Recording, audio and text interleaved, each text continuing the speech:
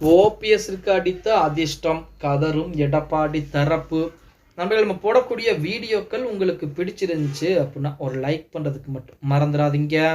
தமிழகத்துடைய எதிர்க்கட்சி அப்படின்னாலே அதிமுக தான். அந்த அதிமுகவுடைய பொதுச் செயலாளர் எடப்பாடி, எதிர்க்கட்சி தலைவர் எடப்பாடி. துணை எதிர்க்கட்சி தலைவர் யார் அப்படின்னா தற்காலிகம், அதாவது இப்போதைக்கு ஆர்பி உதயகுமார் என்பது இருந்து கொண்டிருக்கிறார். ஆனால் பார்த்தீங்க அப்படின்னா ஒரு காலத்திலே ஓபிஎஸ் அவர்கள் தான் இருந்தார். அந்த பதவியிலிருந்து அவரை நீக்குவதற்கு எடப்பாடி பழனிசாமி சபாநாயகரிடம் எத்தனை முறை கடிதங்கள் கொடுத்தார் அப்படிங்கிற செய்திகள்லாம் உங்கள் அனைவருக்கும் தெரியும்.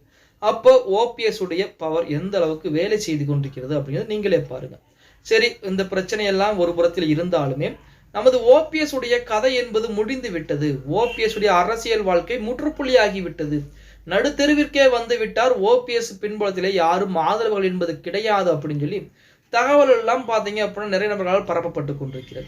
ஆனால் உண்மையை சொல்ல போனால் ஓபிஎஸ் அவர்களுக்கு இப்போதான் அதிர்ஷ்டம் என்பது அடிக்க ஆரம்பித்திருக்கிறது. அதாவது ஒரு புறத்திலே இரட்டை இலை சின்னத்தின் மீது போடப்பட்ட வழக்குகளில் தேர்தல் ஆணையம் கண்டிப்பாக ஓபிஎஸ் உடைய கருத்துக்களையும் கேட்க வேண்டும். கருத்துக்களை கேட்காமல் எடப்பாடிக்கு இரட்டை இலை சின்னத்தை தனிப்பட்ட முறையில் தேர்தல் ஆணையம் ஒதுக்க கூடாது அப்படின்னு சொல்லி சமீபத்திலே கூட நீதிமன்றங்கள் அதிரடியான உத்தரவுகளை போட்டிருந்தாங்க.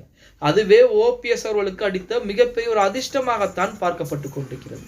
இப்படிப்பட்ட ஒரு சூழ்நிலையில் ஓபிஎஸ் அவர்களை பொறுத்த வரைக்கும் நேற்று தினம் வந்த செய்திகள் அடிப்படையில் மிகப்பெரிய அதிர்ஷ்டம் என்பது அடித்திருக்கிறது அப்படின்னு சொல்லி ஒரு தகவல் என்பது நமது ஓபிஎஸ் தரப்பின் மூலமாக சொல்லப்பட்டு கொண்டிருக்கிறது.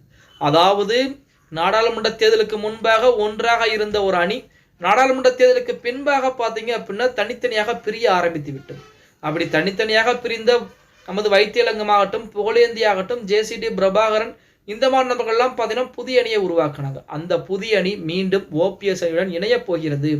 நாங்கள் பழைய மாதிரி எப்படி இருந்தோமோ அதே போல உங்கள் அணியில் செயல்பட்டு அதிமுகவை ஒன்றிணைக்கக்கூடிய அனைத்து விதமான வேலைகளையும் நாங்கள் செய்ய போகிறோம் அப்படின்னு சொல்லி நமது வைத்தியலிங்கத்தின் மூலமாக ஓபிஎஸ் அவர்களுக்கும் புகழேந்தியின் மூலமாக ஓபிஎஸ் அவர்களுக்கும் ஒரு தகவல் என்பது பரிமாற்றம் செய்யப்பட்டிருப்பதாக செய்திகள் என்பது வெளியாகியிருந்தது. இது ஓபிஎஸ்க்கு மிகப்பெரிய அதிர்ஷ்டமாக பார்க்கப்படுகிறது. என்ன அப்படின்னா, அதாவது ஓபிஎஸ் உடைய பின்புலத்திலே ஆதரவுகள் இல்லை, யாரும் முக்கியமான தலைவர்கள் யாருமே கிடையாது அப்படின்னு சொன்னவர்கள் தற்போது பிரிந்து போனவர்கள் பூரா ஓபிஎஸ்ஐ தேடி வருகிறார்கள் அப்படின்னா அப்போ ஓபிஎஸ் உடைய பவர் எந்த அளவிற்கு வேலை செய்கிறது அப்படிங்கிறத நீங்களே யோசனை பண்ணி பாருங்க. எது எப்படி இருந்தாலும் அதிமுக ஒன்றிணைய வேண்டும். அந்த ஒன்றிணைப்பின் மூலமாக அதிமுக 2026 சட்டமன்ற தேர்தலில் வெற்றி பெற்று ஆட்சியை அமைத்து தமிழக மக்களுக்கு ஒரு நல்லாட்சியை கொடுக்க வேண்டும் அப்படிங்கிறது தான் நமது அதிமுக தொண்டர்களுடைய மிகப்பெரிய விருப்பமாக இருந்து கொண்டிருக்கிறது.